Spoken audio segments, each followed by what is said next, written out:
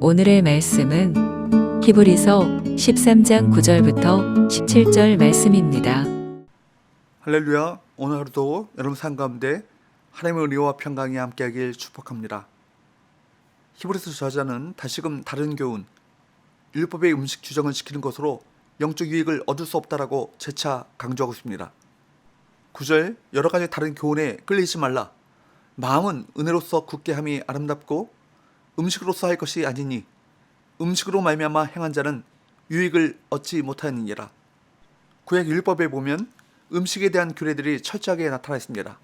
그런데 여전히 음식에 대한 규례들을 지킴으로 유익을 얻을 수 있다라고 주장하는 이들이 있었습니다. 오늘날에도 안식교 같은 경우가 그렇죠. 그러나 거룩한 의식이 우리를 거룩하게 만들지 않습니다. 어떤 의식도 하나님께 나아가는 길을 열어주지 못합니다. 오직 예수님의 보혈의 공로를 의지할 때 하나님께 나아갈 수 있습니다. 어떤 규칙이나 어떤 규례를 지키거나 또 특별한 음식을 피한다고 해서 성도의 마음이 견고해지는 것이 아닙니다. 동물 제사나 신성한 음식, 거룩한 제단은 예수 그리스도께서 오심으로 구원과 관련해서 더 이상 설 자리가 없습니다. 예수 그리스도께서 십자가에서 들으신 단 한 번의 제사는 모든 죄를 대속할 수 있고 그 효력이 영원하게 성도는 그 은혜만을 붙들어야 할 것입니다. 그러므로 안식교나 다른 이단들이 가르치는 거짓된 다른 교훈에 미혹되지 말아야 할 것입니다. 10절 우리에게 제단이 있는데 장막에서 섬기는 자들은 그 제단에서 먹을 권한이 없나니. 우리에게 있는 제단이라는 것은 성찬을 의미하는 것이고 장막에서 섬기는 자들은 성전에서 제사 드리는 것을 말합니다. 그 둘이 병행할 수 없다, 함께 할 수 없다는 것이죠. 성찬은 영원한 속죄 제물이 되신 예수님의 살과 피를 먹고 마시는 것입니다. 예수님은 당신의 피를 가지고 지성소에 들어가신 분이십니다. 11절 말씀과 같이 율법에 의하면 피를 성소에 가지고 들어가 이스라엘 전체의 죄를 대속한 속죄 제물의 고기는 제사장이 먹을 수 없고 불살라야 합니다.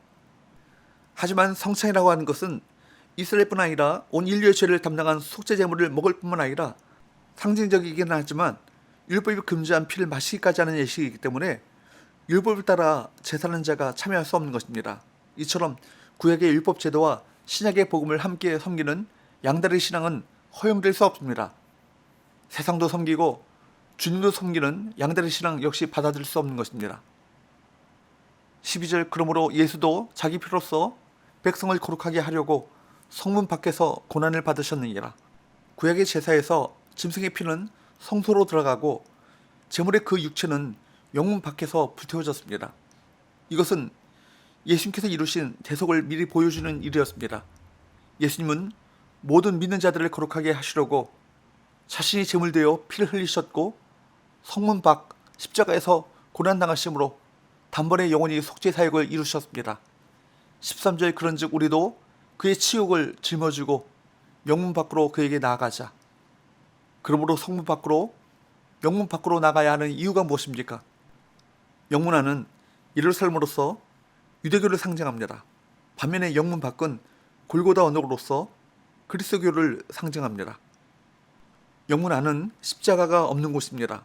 보다 쉽고 보다 편하며 세상이 알아주는 곳입니다. 그러나 영문 밖은 십자가가 있는 곳이죠. 멸시와 천대와 능욕이 있는 곳입니다. 좁은 길이 있는 곳입니다. 오음이 있고 십자가가 있는 곳입니다. 그 당시에 많은 그리스도인들은 결심이 약화되어 보다 쉽고 보다 세상에 알아주는 안전한 영문 안에 유대교 생활로 돌아가려는 유혹들과 압력들이 있었습니다. 믿음이 흔들려서 유대교로 돌아가려는 그들을 향해 우리는 그 능욕을 지고 영문 밖으로 그에게 나가자라고 고민하고 있는 것입니다. 왜 영문 밖으로 가야만 하는 것입니까? 14절 우리가 여기에는 영권 도성이 없으므로 장차 올 것을 찾나니. 여기에는 영권 도성이 없으므로 라고 말씀하십니다. 왜냐하면 이 세상의 것들은 안전하고 안락한 것 같으나 다 임시적이며 변할 수밖에 없기 때문이라는 것입니다. 구원이 없기 때문이라는 것이죠. 진정한 상급이 없기 때문인 것입니다. 세상과 편한 종교 생활은 기반이 다 흔들릴 수밖에 없는 것입니다. 14절에서 여기에는 영권 도성이 없다라는 말로 성전은 영원하지 않고 유대교의 규례도 영원하지 않다라고 선언하고 있습니다. 그것을 떠나지 못하고 이곳이 하나님의 성전이라, 평화의 성 예루살렘이라 라고 하면서 앉아있으면 구속의 은혜를 누릴 수 없습니다. 십자가의 은혜를 누리기 위해서는 기존의 삶에서 떠나 예수님의 뒤를 따라야 할 것입니다. 히브리서 저자는 이제 짐승의 피로 드리는 제사가 아닌 찬송의 제사를 하나님께 드리자라고 말씀합니다. 15절, 그러므로 우리는 예수로 말미암아 항상 찬송의 제사를 하나님께 드리자. 이는 그 이름을 증언하는 입술의 열매니라.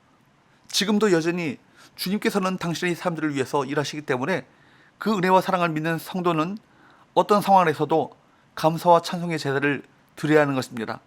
비록 오늘의 우리 상황이 이해되지 않고 힘들지만, 그러나 합력하여 선을 이루실 하나님으로 말미암아 믿음으로 미리 앞당겨 항상 찬송의 삶, 감사의 삶을 살아갈 것을 우리 주님께서 원하시고 기뻐하신다는 것입니다. 여기 찬송의 제사에는 선을 행하고 가난한 자를 돌보며 지도자들에게 순종함으로 그들이 즐거움으로 교회를 섬길 수 있게 해주는 삶을 포함하고 있고, 이런 삶이야말로 하나님께서 기뻐하시는 참된 제사인 것입니다. 16절 17절, 오직 선을 행함과 서로 나눠주기를 잊지 말라. 하나님은 이 같은 제사를 기뻐하시느니라. 너희를 인도하는 자들에게 순종하고 복종하라. 그들은 너희 영혼을 위하여 경성하기를 자신들이 청산할 자인 것 같이 하느니라.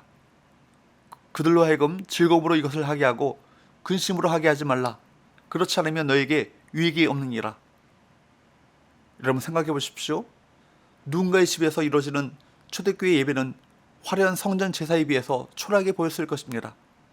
구별된 제사장도 레위인의 찬송도 없고 성스러운 제사의식도 없는 예배는 보잘것없이 보였을 것입니다. 그러나 거룩하신 하나님께서는 바로 그 자리에서 빵과 포도주를 나누는 그 예배 가운데 임재하셨습니다. 우리에게도 신앙의 본질을 보지 못하게 하고 신앙의 결단을 방해하는 것이 있다면, 예수님을 믿은 성도가 예루살렘 성전을 떠난 것처럼 과감하게 떠나는 그 결단이 필요할 것입니다. 1세기에 살았던 유대인이라면 예루살렘 성전과의 결별을 상상할 수 없었을 것입니다. 그러나 그리스도인들은 예수님의 은혜를 얻기 위하여 과감히 성전을 떠났습니다. 세상에서 믿음을 지키기 위하여 포기해야 할 것이 있다면 두려움 없이 과감하게 포기하고 익숙했던 그 자리를 떠나시는 저와 여러분 되시기를 바랍니다. 기도합시다. 하나님 아버지, 십자가상에서 예수님께서 살을 찢기시고 피를 흘리심으로 우리를 위한 영원한 속죄 제물이 되심을 감사드립니다.